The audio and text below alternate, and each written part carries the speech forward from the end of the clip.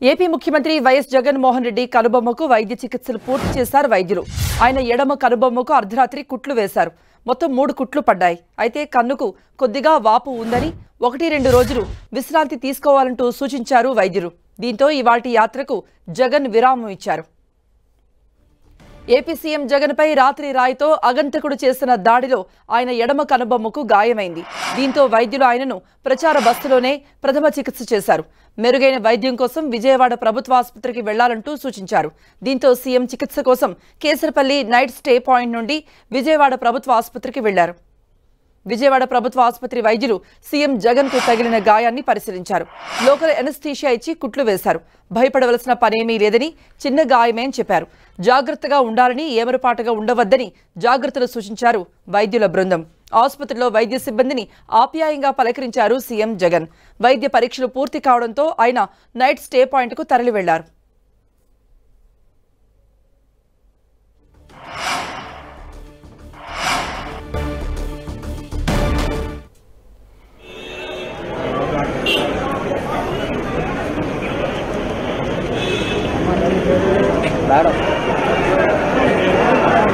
ముదురు మీద గాయమైందండి. ఆ గాయాన్ని శుభ్రం చేసి సరి చేసామండి, రిపేర్ చేసి. 3 కుట్లు పడ్డాయి సార్. ఎంత లోతు వెళ్ళింది సార్? బలంగా తగిలినట్టు ఒక 1 సెంటీమీటర్ డెప్త్ ఉంది. 1 సెంటీమీటర్ డెప్త్ మొత్తం. అది ట్రయాంగిల్ షేప్లో ఉందండి. So 1 centimetre each side. 4-5 రోజులు పడుతుందండి అది పూర్తిగా మానడానికి. వాపును బట్టి రేపు ఆ సిమ్టమ్స్ లేకపోతే సార్ పని సార్ చేసుకోవచ్చు.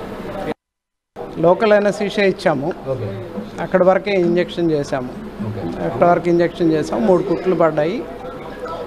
డీప్ డెప్త్ డాక్టర్ గారు చెప్పారు కదా, వాపు ఉంది కనుబొమ్మ పైన ఎడం పక్కన. సీఎం జగన్పై విజయవాడలో రాయి దాడి జరిగింది. ఈ మేరకు అర్ధరాత్రి బెజవాడ జీజీహెచ్కు తరలించారు సీఎం జగన్. వెళ్లారు అక్కడికి.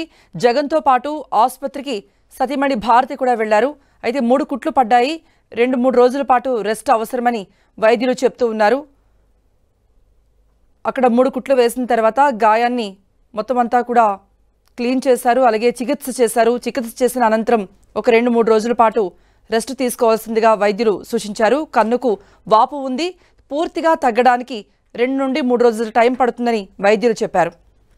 మరిన్ని అప్డేట్స్ ఇవ్వడానికి మా ప్రతినిధి విజయ్ చంద్రన్ సిద్ధంగా ఉన్నారు. విజయ్ చంద్రన్, ప్రస్తుతం సీఎం ఎక్కడున్నారు? జగన్మోహన్ రెడ్డి ఎక్కడైతే విద్య ఉండడానికి నిర్ణయం తీసుకోవడం జరిగిందో అదే ప్రాంతానికి ఆయన ప్రఖ్యాతలో వెళ్ళడం జరిగింది. రాత్రి జరిగినటువంటి ఏదైతే ఆయన మీద రాయిదాడి ఏదైతే జరిగిందో ఆ రాయిదాడికి సంబంధించి ఆయన ఎడమ కన్ను పై భాగంలో రాయి బలంగా తగిలింది. దాంతో అక్కడ బ్లడ్ ఇంజూర్ కావడం జరిగింది. వాపు కూడా రావడంతో ప్రస్తుతానికి అక్కడ ఉన్నటువంటి కాన్వాయ్లు ఎవరైతే వెళ్తున్నారో ఆ డాక్టర్లు ప్రథమ చికిత్స చేయడం జరిగింది.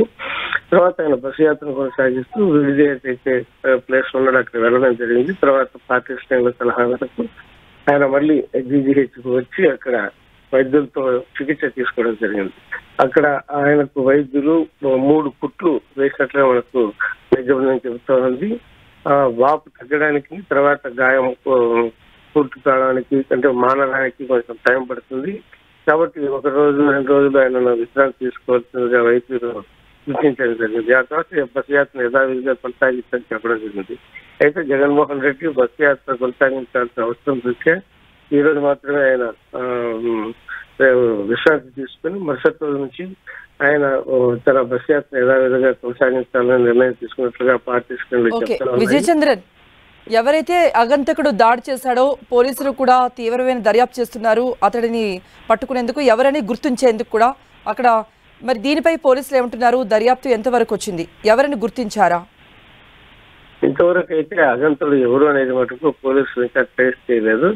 అయితే కొంతమంది గుంపుగా కూడి వచ్చి గుంపులో నుంచి ఒక అతను రాయి వేసినట్లుగా తెలుస్తా ఉంది. అయితే ఎవరు వేస్తారు అనేది మటుకు ఇంకా పూర్తిగా తెలియరాలేదు. అయితే కనుక ఆ ప్రాంతంలో ఎవరెవరు వచ్చారు అంటే ప్రత్యర్థుల నుంచి, ప్రత్యర్థి పార్టీల నుంచి ఎవరైనా వచ్చారా, వారు వచ్చిన వాళ్ళు ఎవరెవరు ఉంటారు, వాళ్ళు ఏ ప్రాంతానికి చెందిన వాళ్ళు, దానికి సంబంధించిన సీసీ కెమెరాల్లో వాళ్ళు ఏమన్నా రికార్డ్ అయ్యారా అనే కోణంలో కూడా దర్యాప్తు చేస్తున్నారు. అయితే ఇంకా అప్పటికి అంటే జగన్మోహన్ రెడ్డి వెళ్ళే కాన్వాయ్ వెళ్ళి ఎక్కడైతే వెళ్తుందో ఆ ప్రాంతం అంతా కూడాను ఆ బస్సు హైట్ ఉన్నటువంటి దృష్ట్యా ఆ విద్యుత్ సరఫరాను ఆపివేయడం జరిగింది.